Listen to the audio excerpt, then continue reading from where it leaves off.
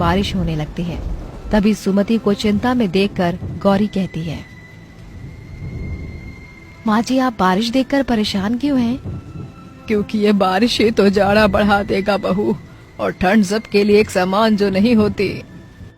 सभी सो जाते हैं, पर आधी रात एकदम से कड़ाके की ठंड पड़ने लगती है।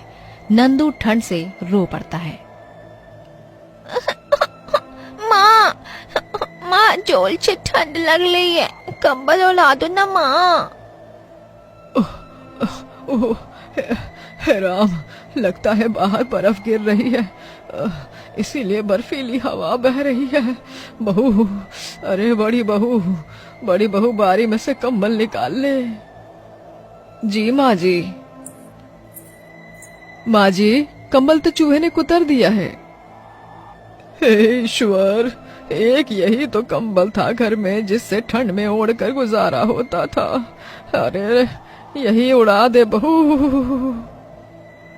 सभी वो फटा कंबल ओढ़कर बैठ जाते हैं। गौरी के हाथ पांव भी थर थर कांप रहे होते हैं, जिसे देख महेश शर्मिंदा होके कहता है, गौरी तो हमारे परिवार में नहीं है, उस बेचारी को भी सर्दी लग रही है पर बता नहीं पा रही।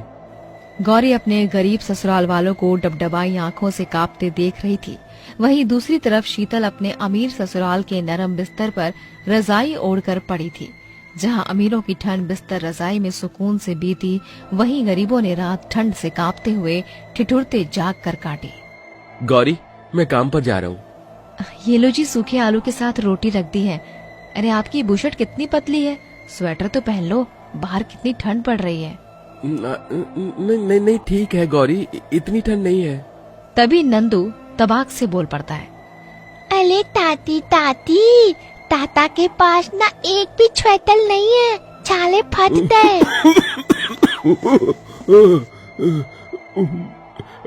महेश, ये ले बेटा, मेरा ये स्वेटर पहन ले, मुझे तो घर में रहना है। नहीं बाबूजी, आपका बुढ़ापे का शरीर है, इसकी जरूरत आपको ज्यादा है। महेश बिना स्वेटर के ही थरथराते हुए चला जाता है। जहां वो सड़क से गुजरते हुए उसे कुछ अमीर लोग बड़े बड़े मॉल में महंगी रजाई कपड़े खरीदते दिखते हैं, तो कुछ लोग रेस्टोरेंट में बैठे खाते पीते, वहीं कुछ गरीब भिखारी ठंड में सड़क पर ठिठुरते सुख दुख का ये नजारा देख महेश की आंखों में आंसू आ जाते हैं।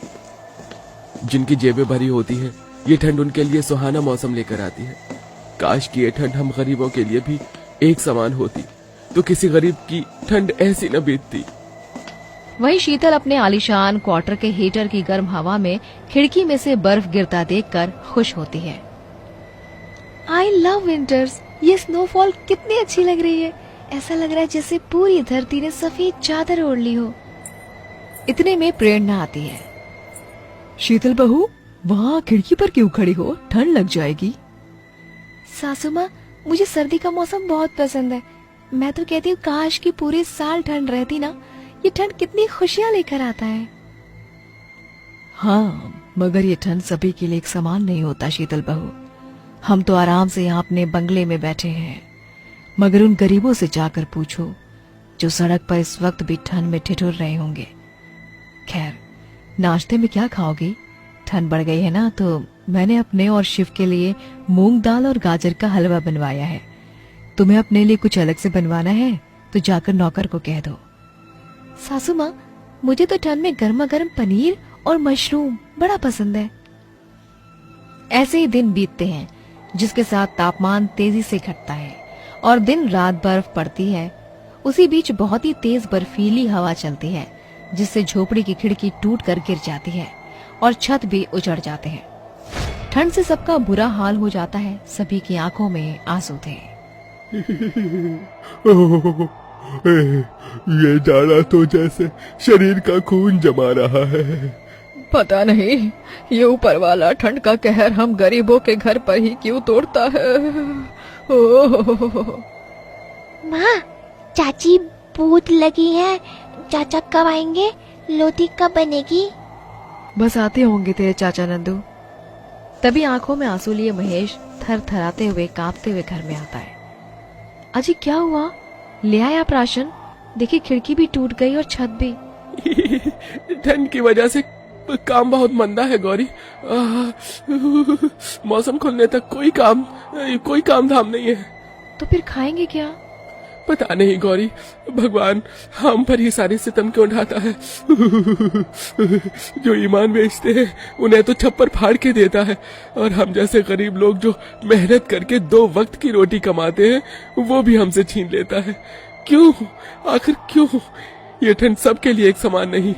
क्यों हम गरीबों के भाग्य में ही ये ठंड का कहर, ये काटना लिखा होता है? अरे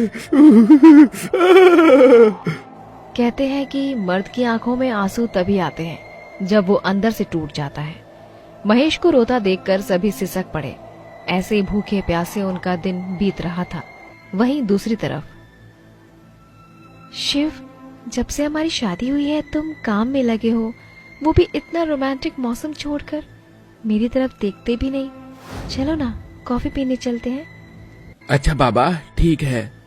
बेटा जा ही रहा है ना, तो फिर ये सारे कंबल भी गाड़ी में रख कर ले जा। तू तो जानता है ना, मैं हर साल गरीबों में कंबल दान करती हूँ। इस बार तू और बहू अपने हाथों से बांटना। इसके बाद शीतल अपने पति के साथ एयर कंडीशन गाड़ी में बैठकर रेस्टोरेंट आती है, जहाँ महंगी कॉफी पीते हैं।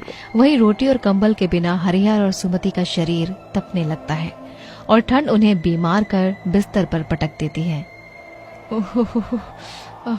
इस ठंड में कंबल के बिना तो मेरा गरीब परिवार जिंदा नहीं बच पाएगा। मुझे ही कुछ करना होगा। हाँ, इस ठंड में तो कोई तो नेक दिल इंसान सड़क पर गरीबों में कंबल दान कर ही रहा होगा। ये सोचकर गौरी अपनी फटी झीनी साड़ी में खुद को ढके सड़क पर आती है, जहाँ वो एक अमीर जोड़े को कंबल और कपड़े बांटता देखकर बैठ जाती है। ये तो शीतल है, मुझे खुद को छुपाना होगा। सुनो भैया, क्या थोड़ी देर के लिए आप अपना ये कंबल मुझे दे सकते हैं?